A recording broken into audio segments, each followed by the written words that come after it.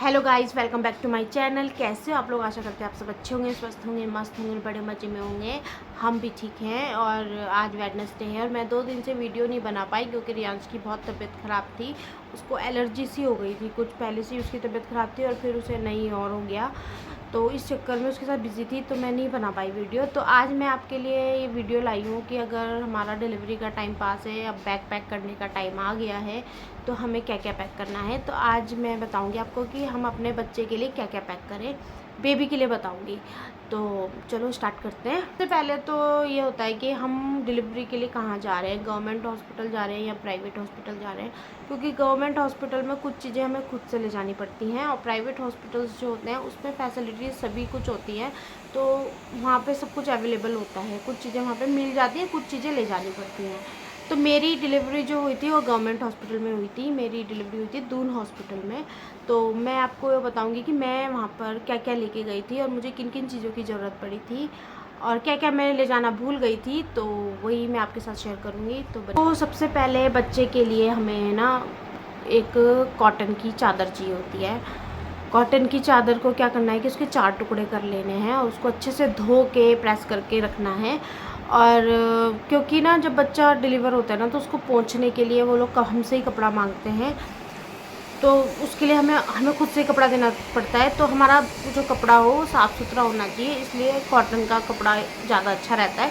या तो घर में कॉटन की चादर कर लें या फिर बाज़ार से वो मलमल वाला कपड़ा आता है, एक सूती कपड़ा आता है बच्चे को पोंछने के लिए, सॉफ्ट सा होता है, वो ही ले सकते हैं। तो ये ऑप्शनल है, मतलब आप कुछ चीज़ें हम लोग इतने पैसे वाले नहीं होते कि हम चीज़ें हर चीज़ हम खरीद सकें, तो कुछ चीज़ें हमें घर से ही अरेंज करनी पड़ती हैं। मैंने तो घर से ही अरेंज करी थी, मैं कॉटन की चादर ही 4 टुकड़े करके लेके गई थी। तो सबसे पहली चीज़ है कि हमें चादर के 4 टुकड़े करके रखने हैं और उनको पैक करके रख देना है। और दूसरी चीज़ होती है बच्चे के लिए नैपकिन, कॉटन की नैपकिन्स। तो बच्चे के लिए कॉटन की नैपकिन्स मैंने भी 10 से 15 रखी थी और पर मुझे ज़रूरत ही नहीं पड़ी वो पहनाने की, क्योंकि मेरा बच्चा सिजेरियन से हुआ था। मैं बार बार नैपकिन चेंज नहीं कर पाई, तो मैं डायपर तो लेके नहीं गई थी, तो वहाँ मुझे डायपर की ज़रूरत पड़ी, तो हमें वहीं से फिर अरेंज करना पड़ा। तो आप जैसे नैपकिन रख रहे हैं ना, तो उसके साथ डायपर भी रख लें, क्योंकि डायपर रखना भी बहुत, मतलब उसकी भी इमरजेंसी में ज़रूरत पड़ ही जाती है। तो कम से कम एक पैकेट जो होता है 100 वाला वो रख लें। न्यू बॉर्न आता है एक साइज़, वो वाला रख लें। न्यू बॉर्न का साइज़ आता है सबसे छोटा वाला। और दूसरी चीज़ जो है, हम लोग बच्चे के कपड़े हमें कैसे रखने हैं। बच्चे के कपड़े जो है, जो हमारे बच्चे के अंदर की लेयर होती है ना कपड़े की, वो कॉटन की होनी चाहिए। तो जो हम कपड़े पुराने कपड़े पहनाते हैं वैसे तो हम लोगों में, तो आजकल लोग क्या करते हैं कि नए कपड़े भी पहना लेते हैं। अगर आप नए ले रहे हो या पुराने ले रहे हो, जैसे भी ले रहे हो, उनको धो लो अच्छे से डिटॉल में और उनको अच्छे से धूप लगा लो, सुखा लो और प्रेस करके रखो कि उसमें ज़रा सा भी मॉइस्चर ना रहे। उन कपड़ों को फिर अच्छे से रख के, और ना मैंने पता क्या गलती करी थी कि मैंने कपड़े ऐसे ही रख दिए थे, मैंने अलग अलग पैक करके नहीं रखे। क्योंकि जब हम डिलीवरी के लिए हम तो अंदर होते हैं, लेकिन बाहर कपड़े घर वालों से मांगे जाते हैं, उनको तो पता नहीं रहता हमने क्या चीज़ कैसे पैक करा है। तो अपना ना अलग अलग सेट बना के रख दो कपड़ों का। जैसे आज का ये एक जो भी हमने अंदर का बनियान और ऊपर का टी शर्ट जो भी पहनाना है, जो भी कपड़ा है हमारा, अलग अलग पैक करके रख दो कि उन्हें देने में भी आसानी रहे। मेरे टाइम पे तो ये हुआ था, इन्होंने कुछ भी उठा के दे दिया और मेरे से यही गलती हुई थी कि मैंने ठीक से वो एक अलग अलग पैक करके नहीं रखा था। तो अलग अलग पैक करके रख दो। तो और जैसे सर्दी का टाइम है तो एक स्वेटर और कॉटन की टी शर्ट, और अगर इनर पहनाना चाहते हो अंदर से ना, तो अंदर इनर से पहले एक लेयर कॉटन की होनी चाहिए, उसके ऊपर इनर होना चाहिए। क्योंकि बच्चे को ना वो हो सकता है, रैशेस हो सकते हैं गर्म कपड़े से। तो कॉटन की लेयर पे एक कॉटन का कपड़ा पहना है, कॉटन की लेयर होनी चाहिए, फिर उसके ऊपर आप गर्म चीज़ पहना दें। और तो ये रखना है हमें, बच्चों के कपड़े रखने हैं। और रखनी कैप, सर्दी हो या गर्मी हो, कैप तो हमें रखनी ही होती है। ऊनी का कैप ना रखें, मैंने तो कॉटन की ही कैप रखी थी। मेरा बच्चा जनवरी में डिलीवर हुआ था, तो मैंने तो कॉटन की कैप रखी, सॉक्स रखी, कॉटन की ही रखी थी। मैंने ऊन का बाद में पहनाया, जब वो हुआ था उस टाइम मैंने उसे सब चीज़ कॉटन का ही पहनाया था। तो हमें सॉक्स रखनी है और मिटन्स रखने हैं, क्योंकि बच्चे के ना नाखून होते हैं ना, वो अपने फेस पे मार लेता है इधर उधर, तो उसको लग सकता है, तो इसलिए मिटन्स रख लें और कैप रख लें। तो 3 चीज़ें ये हो गई हैं। एक रखना है हमने कॉटन का बंडल, क्योंकि जब हमारा बच्चा डिलीवर होकर आता है ना, तो जो हॉस्पिटल वाले होते हैं ना, वो तो ऐसे ही साफ़ करते हैं, वो अच्छे से साफ़ नहीं करते। फिर हमें खुद को उसे स्पंज करना होता है, तो कॉटन का बंडल लेके रखे अपने पास, क्योंकि मैं भी नहीं लेके गई थी, मैंने भी वहीं से मंगाना पड़ा मुझे भी कॉटन, और उसको स्पंज करने के लिए बच्चों को, इसलिए उस कॉटन का बंडल ज़रूर याद से रखें। मैं भूल गई थी कॉटन का बंडल रखने की, याद ही नहीं रहा मुझे, और किसी ने बताया भी नहीं कि कॉटन भी ज़रूरत पड़ेगी, तो मैंने रखा नहीं था। तो कॉटन का बंडल ज़रूर याद से रखें।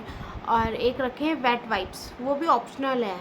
वेट वाइप्स आप रखना चाहते हैं तो रखें, नहीं रखना चाहते तो कोई बात नहीं। हम जैसे बच्चे की पॉटी धोनी है या साफ़ करनी है, तो बच्चे को हम कॉटन से भी साफ़ कर सकते हैं गीला करके। लेकिन अगर वेट वाइप्स अगर नहीं है, पानी आसपास, गर्म पानी की ज़रूरत पड़ती है, क्योंकि और नहीं है गर्म पानी, तो हमें वेट वाइप्स की ज़रूरत पड़ेगी, तो हम वाइप्स से भी साफ़ कर सकते हैं। तो एक बंडल जो है, हम एक पैकेट वेट वाइप्स का भी रख सकते हैं।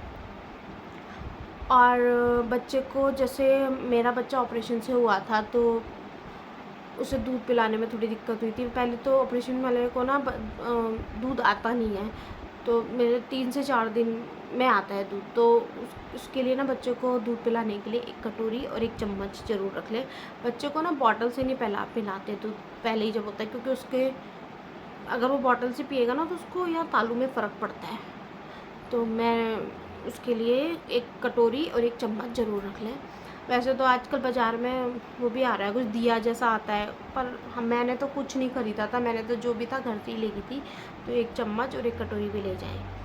और बच्चे के लिए एक रखें वैसा ड्राई शीट, या फिर घर में ही बना लें कपड़ों का, पुरानी चादर वादर का बना लें। एक पोतड़ी टाइप की होती है, हम तो पोतड़ी बोलते हैं उसको, और ड्राई शीट होती है, या ड्राई शीट रख लें, या घर में ही बना के चादर का उसका बिस्तर बना लें, कि जिस पे बच्चा सोए और नीचे बेड गंदा ना हो। एक वो रख लें। और एक रख लें बच्चे को लपेटने के लिए, कॉटन का कपड़ा रखें, या फिर लपेटने के लिए, या फिर वो रखें कंबल रखें। मेरा तो आजकल तो वो भी चल रहा है, क्या बोलते हैं उसके, स्लीपिंग बैग टाइप का चल रहा है। तो मेरे को तो वो गिफ्ट में मिल गया था स्लीपिंग बैग, इसलिए मैं स्लीपिंग बैग ले गई थी।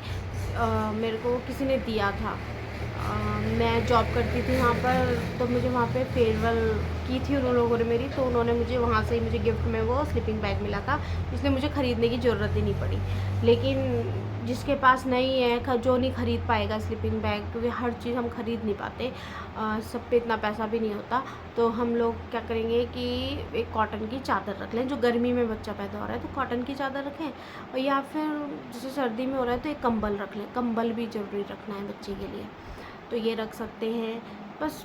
और मैंने पता है क्या गलती करी थी, मेरे से तो सारी बहुत गलतियाँ हुई हैं, क्योंकि मुझे पता ही नहीं था, और मैं तो इतना बैग भर के ले गई थी, बच्चे का पाउडर, साबुन और तेल, सब कुछ ले गई थी। लेकिन इन चीज़ों की ज़रूरत नहीं पड़ती, क्योंकि पहले लगाते नहीं हैं बच्चों को ये सब ना, वो सूट करेगा नहीं करेगा, तो मैंने कुछ भी नहीं लगाया था अपने बच्चे को। मैं बहुत सारा सामान अपने बैग में भर के ले गई थी, तो इतना सामान ले जाने की ज़रूरत नहीं है, बस वही चीज़ें लेके जाओ जो ज़रूरत पड़ती है। नहीं तो हॉस्पिटल में सब केमिस्ट होते हैं, वहाँ सब मिल ही जाता है, जिन चीज़ों की ज़रूरत पड़ेगी तो वहाँ से मिल सकता है। तो बस यही है। और 3-4 चीज़ों का ध्यान रखें कि बच्चों को इन सब चीज़ों की ज़रूरत पड़ती ही पड़ती है।